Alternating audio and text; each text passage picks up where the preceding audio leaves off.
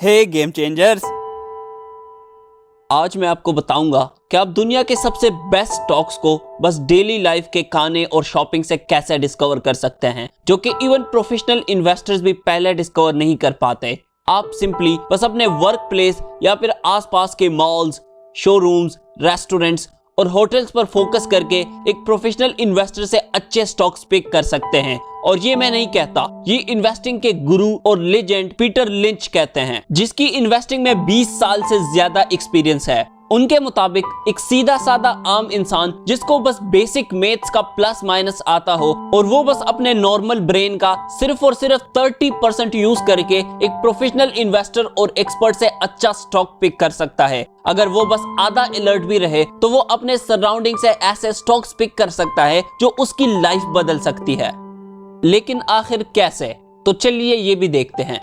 1950s में England में एक फायरमैन था। उसने अपने लोकेलिटी में ऑब्जर्व किया कि टेम्पेक्स नाम की एक कंपनी बहुत तेजी से एक्सपेंड हो रही है। उसने थोड़ी सी और रिसर्च की तो उसे पता चला कि कंपनी की ग्रोथ अच्छी हो रही है। इसलिए उसने बस 2000 रुपए इन्वेस्ट किए और अगले 5 साल तक हर महीने बस सिर्फ और सिर्फ 2000 रुपए डालता रहा। और फिर सोचो क्या हुआ होगा। 1972 में वो फायरमैन एक मिलियनेयर बन गया। अगर उसने वेट किया होता ताकि एक्सपर्ट्स उस कंपनी को रिकमेंड करे और अगर वो हर एक से इस कंपनी के बारे में पूछता तो हर कोई उसे पागल ही कहता। दूसरी तरफ हैरी ने वॉल स्ट्रीट जर्नल में देखा, जिसकी उसने 4500 रुपए की सब्सक्रिप्शन ली थी, कि एक इन्वेस्टिंग एक्सपर्ट ने विंचेस्टर डिस्क ड्राइव के स्टॉक्स को रिकमेंड किया था। साथ ही उसने सुबह न्यूज़पेपर में भी यही कंपनी देखी थी। हेनरी को डिस्क ड्राइव्स के बारे में कुछ नहीं पता था, लेकिन फिर भी उसने अपने ब्रोकर को कॉल करके 5 लाख के शेयर्स खरीद लिए। वो बहुत ही खुश था क्योंकि उसको लग रहा था कि उसने एक्सपर्ट्स की रिकमेंडेड स्टॉक्स लिए जो उसे लाजमी प्रॉफिट देगी। जब उसकी वाइफ जूलियट शॉपिंग से वापस घर आई तो उसने बताया कि शॉपिंग मॉल में एक नया स्टोर खुला है, द लिमिटेड के नाम से, जहां पर बहुत ज्यादा भीड़ थी और उनके पास वुमेन्स के बेस्ट क्वालिटी के ड्रेसेस थे। साथ ही उसने बताया कि उसने तो सारी विंटर शॉपिंग ही वहां से कर ली क्योंकि उनका सेल्स स्टाफ काफी फ्रेंडली और हेल्पफुल था। लेकिन उनको उन बातों का कोई फर्क नहीं पड़ा क्योंकि बस उसे लगता था कि सिर्फ एक्सपर्ट्स ही अच्छे स्टॉक्स पिक कर सकते हैं। बस 3 महीने बाद डिस्क ड्राइव्स इंडस्ट्री में कंपटीशन की वजह से विंचेस्टर की स्टॉक प्राइस गिरने लगी और 1700 रुपए से सीधा 600 रुपए पे आई। मतलब कि हैरी ने बस 3 महीने में 3 लाख रुपए खो दिए। जबकि दूसरी तरफ द लिमिटेड स्टोर की स्टॉक प्राइस धीरे धीरे बढ़ने लगी थी। 50 रुपीज से लेकर 1600 रुपीज तक गई, मतलब के 52 टाइम्स ग्रोथ। आपको समझाने के लिए बोलूं तो अगर उसने बस सिर्फ और सिर्फ 10,000 रुपए इन्वेस्ट किए होते तो वो 7 करोड़ से भी ज्यादा हो चुके होते। अच्छा, मजे की बात यह है कि इसके बहुत टाइम बाद जब एक्सपर्ट्स ने नोटिस किया कि द लिमिटेड स्टोर के ऑलमोस्ट 400 से भी ज्यादा स्टोर्स खुल गए हैं तो उन्होंने इसको रिकमेंड करना स्टार्ट किया। जब हैरी को पता चला कि एक्सपर्ट्स ने भी इसे रिकमेंड किया है तो उसने जाकर अपनी वाइफ को मजाक में बोला कि इस बार मैं आपके बताए गए स्टोर में इन्वेस्ट करने लगा हूं। तो उसके वाइफ ने कहा, नहीं, अब मैं उस स्टोर पे शॉपिंग नहीं करती, अब वहां रश भी नहीं होता क्योंकि उन्होंने ड्रेसेस की प्राइसेस काफी बढ़ा दी है और अब तो दूसरे स्टोर्स में भी वही स्टफ उससे सस्ते में मिल जाती है। लेकिन उसके बाद भी हैरी इन्वेस्ट कर लेता है उस स्टॉक प्राइस के ऑल टाइम हाई प्राइस पर।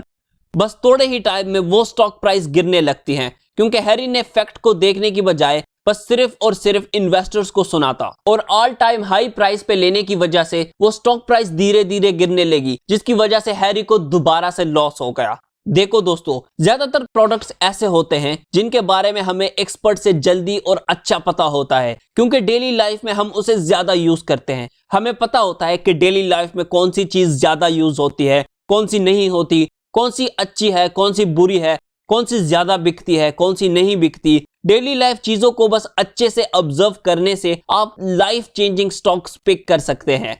अगली बार जब आप डंकिन डोनट्स में डोनट खाने लगो तो सोचो कि एक साल में आप जितने भी डोनट्स खाते हो, लेट्स सपोज 270 रुपए के, अगर बस इतने डंकिन डोनट्स की जगह आपने डंकिन डोनट्स शेयर खरीदे होते तो सिर्फ और सिर्फ 4 साल में वो 6 बैगर हो जाते। सिंपल वर्ड्स में बोलूं तो अगर आपने 10,000 रुपए इन्वेस्ट किए होते तो 4 साल में वो होते 4,70,000। ये छोड़ो, अगर आपने 1976 में द गैप कंपनी में सिर्फ और सिर्फ 180 रुपए की जीन्स खरीदे होते तो अब तक वो जीन्स तो खत्म हो ही चुके होते। लेकिन अगर बस उसी 180 रुपए के आपने सेम कंपनी द गैप में शेयर्स खरीदे होते तो आज आप मिलियनियर होते। सिंपल वर्ड्स में बोलूं तो अगर आपने बस 10,000 रुपए इन्वेस्ट किए होते तो बस सिर्फ और सिर्फ 10 साल बाद उसकी वैल्यू होती 2,50,000, मतलब के 25 टाइम्स ग्रोथ। अच्छा ये भी छोड़ो, मान लेते हैं कि आप 1973 में वेकेशंस पर थे